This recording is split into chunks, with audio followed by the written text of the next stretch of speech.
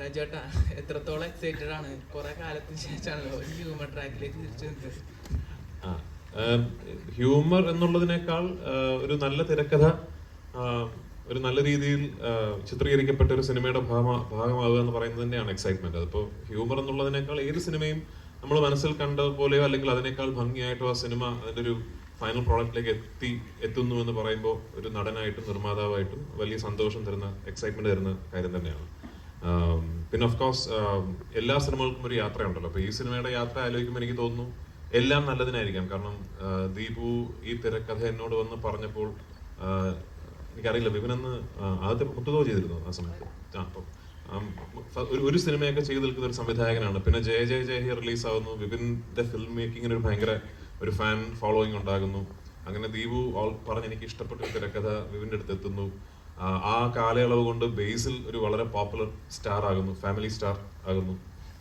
അങ്ങനെ എല്ലാം കൊണ്ടും എനിക്ക് തോന്നി ഓരോ സിനിമകൾക്കും ഒരു നിമിത്തം ഉണ്ടാവും. അപ്പൊ ആ യാത്രയുടെ പര്യവസാനം ഇന്ന് ഈ ഫോമിൽ ഈ സിനിമ എത്തി നിൽക്കുമ്പോൾ ഒരുപാട് സന്തോഷം, എക്സൈറ്റ്മെന്റ്. പിന്നെ ഈ ഞാൻ നേരത്തെ പറഞ്ഞല്ലോ, കുറെ നാളുകളായി അറ്റ്ലീസ്റ്റ് ഞാൻ ഇങ്ങനൊരു സിനിമയിൽ അഭിനയിച്ചിട്ടും സത്യത്തിൽ ഇങ്ങനൊരു സിനിമ കണ്ടിട്ടും ഈ കുറെ നടീനടന്മാരൊക്കെ ഉള്ള രണ്ട് കുടുംബങ്ങൾ, അവർക്കിടയിൽ നടക്കുന്ന കുറച്ച് തെറ്റിദ്ധാരണകൾ, എല്ലാ പ്രായപരിമിതിയിലുമുള്ള കഥാപാത്രങ്ങൾ, എല്ലാവർക്കും റിലേറ്റ് ചെയ്യാൻ പറ്റുന്ന ഇൻസിഡൻസ്, അങ്ങനെ കുറെ കൺഫ്യൂഷൻസ് കാര്യങ്ങൾ, അങ്ങനെ ചെന്ന് അവസാനിക്കുന്ന ഒരു വലിയ ക്ലൈമാക്സ്, എല്ലാ സിനിമയിലെ എല്ലാ ക്യാരക്ടേഴ്സും എല്ലാ നടീനടന്മാരും ഒരുമിച്ച് പങ്കെടുക്കുന്ന ഒരു വലിയ ക്ലൈമാക്സ് സീക്വൻസ്.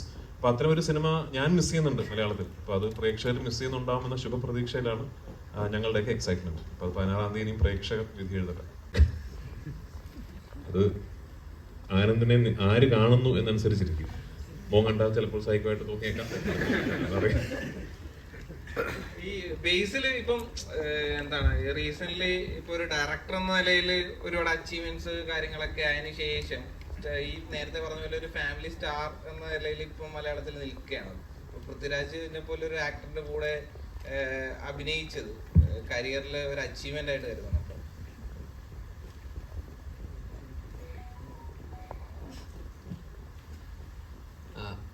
ആദ്യമായിട്ട് എല്ലാവർക്കും നമസ്കാരം. കുറച്ച് ലേറ്റ് ആയിട്ട് വന്നു, സോറി. ഉറങ്ങിപ്പോയി, രാവിലെ പറഞ്ഞ പോലെ വന്നതാണ്. അപ്പോൾ അത് എന്നെ സംബന്ധിച്ചിടത്തോളം ഈ പറയുന്ന ഞാൻ അങ്ങനെ പ്ലാൻ ചെയ്തിട്ടൊന്നും ഉണ്ടായിരുന്നില്ല. ആക്ച്വലി ദീപു കുഞ്ഞിരാമായണം എന്ന് പറയുന്ന സിനിമ എഴുതിയത് ദീപുവാണ്, ഇതിൻ്റെ റൈറ്റർ ദീപുവാണ്. അപ്പോൾ കുഞ്ഞിരാമായണം കഴിഞ്ഞ് ഗോതയുടെ പ്രീ പ്രൊഡക്ഷനൊക്കെ നടന്ന സമയം തൊട്ട് ദീപു ഗുരുവായൂരമ്പല നടയിലിൻ്റെ സിനിമയെ കുറിച്ചും അന്ന് പല ആർട്ടിസ്റ്റ് കോമ്പിനേഷൻ അതിനെക്കുറിച്ചൊക്കെ സംസാരിക്കാറുണ്ടായിരുന്നു. അപ്പോൾ ഈ രണ്ട് ആർട്ടിസ്റ്റുകൾ അന്നും ഇതിൻ്റെ അതൊരു മെയിൻ പ്രൊട്ടഗണിസ്റ്റുകളായിട്ടുള്ള രണ്ട് ആർട്ടിസ്റ്റുകളാണ്. അപ്പോൾ രണ്ടളിയന്മാർ. അപ്പോൾ ഇതന്ന് ഇങ്ങനെ ഈ ആർട്ടിസ്റ്റ് മറ്റേത് എന്നൊക്കെ പറഞ്ഞാൽ അങ്ങനെ പല സംസാരങ്ങളും ഞാനും സജഷൻസൊക്കെ പറയുമായിരുന്നു, അങ്ങനെ ഇങ്ങനെയൊക്കെ. അത് കഴിഞ്ഞ് ഒരു 6-7 വർഷം കഴിഞ്ഞപ്പോൾ, ഒരു 6 വർഷമൊക്കെ കഴിഞ്ഞപ്പോൾ ആ ആർട്ടിസ്റ്റിൻ്റെ സ്ഥാനത്ത് ഞാൻ വരും ഞാൻ ഒരിക്കലും പ്രതീക്ഷിച്ചില്ല. ഈ പറയുന്ന കുഞ്ഞിരാമായണം എഴുതിയ ദീപു, ഞാൻ റൈറ്ററായിട്ടുണ്ടായിരുന്നു, ഞാൻ സംവിധാനം ചെയ്ത പടത്തിൽ റൈറ്ററായിരുന്ന ഒരാളുടെ എഴുതിയ സിനിമയിൽ ഞാൻ അഭിനേതാവായിട്ട് വരുന്നത് ഒരിക്കലും പ്രതീക്ഷിച്ചൊരു കാര്യമല്ല. അപ്പോൾ അതൊരു ഭയങ്കര എക്സൈറ്റ്മെൻ്റ് ആയിരുന്നു. പിന്നെ ബിപിൻ ചേട്ടൻ ജയ ജയ കഴിഞ്ഞിട്ട് ഞാൻ ഫാലിമിയുടെ ഷൂട്ട് നടക്കുമ്പോഴാണ് ഇതിൻ്റെ സബ്ജക്റ്റ് ഇങ്ങനൊരു സബ്ജക്റ്റ് ഉണ്ടെന്ന് പറഞ്ഞ് വിളിക്കുന്നത്. അപ്പോൾ കൂടുതൽ എക്സൈറ്റ്മെൻ്റ് ആയി. കാരണം ബിപിൻ ചേട്ടനായിട്ട് വീണ്ടും ഒരു സിനിമ ചെയ്യാന്നുള്ളത്. അപ്പോൾ പിന്നെ ദീപുവിൻ്റെ കൂടെ സ്ക്രിപ്റ്റാണ്. പിന്നെ E4 എൻ്റർടൈൻമെൻറ്റായിട്ട് വീണ്ടും കൊളാബറേറ്റ് ചെയ്തു. ഗോതയൊക്കെ പ്രൊഡ്യൂസ് ചെയ്തത് E4 എൻ്റർടൈൻമെൻറ്റാണ്. അപ്പോൾ അവരുമായിട്ട് വീണ്ടും ഒരു സിനിമ ചെയ്യുന്നു. അത് കഴിഞ്ഞിട്ട് 2-3 ആഴ്ച കഴിഞ്ഞിട്ട് ബിപിൻ ചേട്ടൻ വിളിച്ചിട്ട് പറഞ്ഞു രാജുവേട്ടനാണ് മറ്റേ ക്യാരക്ടർ ചെയ്യുന്നതെന്ന് പറഞ്ഞു. അപ്പോൾ ഞാൻ ഭയങ്കര എക്സൈറ്റഡ് ആയി. കാരണം എനിക്ക് പേഴ്സണലി ഞാൻ ഭയങ്കരമായിട്ട് അഡ്മയർ ചെയ്യുന്ന ഒരാളാണ് രാജുവേട്ടൻ.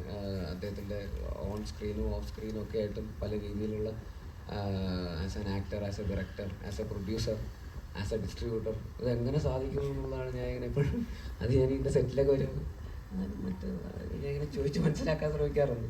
എനിക്ക് പേഴ്സണലി ഈ പറയുന്ന സംവിധായകൻ, നടൻ എന്ന് പറയുന്ന രണ്ട് റെസ്പോൺസിബിലിറ്റി മാനേജ് ചെയ്യാൻ പേഴ്സണലി ഭയങ്കര ബുദ്ധിമുട്ടാണ്. രണ്ട് ഈക്വൽ റെസ്പോൺസിബിലിറ്റീസ് ആയതുകൊണ്ട്. പക്ഷെ ഇതൊന്നും പോരാതെ കൺസിസ്റ്റൻ്റ് ആയിട്ട് കണ്ടിന്യൂസ്ലി ഇങ്ങനെ സക്സസ് ഡെലിവർ ചെയ്യുന്ന ഒരാളെന്നുള്ള രീതിയിൽ എനിക്ക് ഭയങ്കര റെസ്പെക്റ്റ് ഉണ്ട്.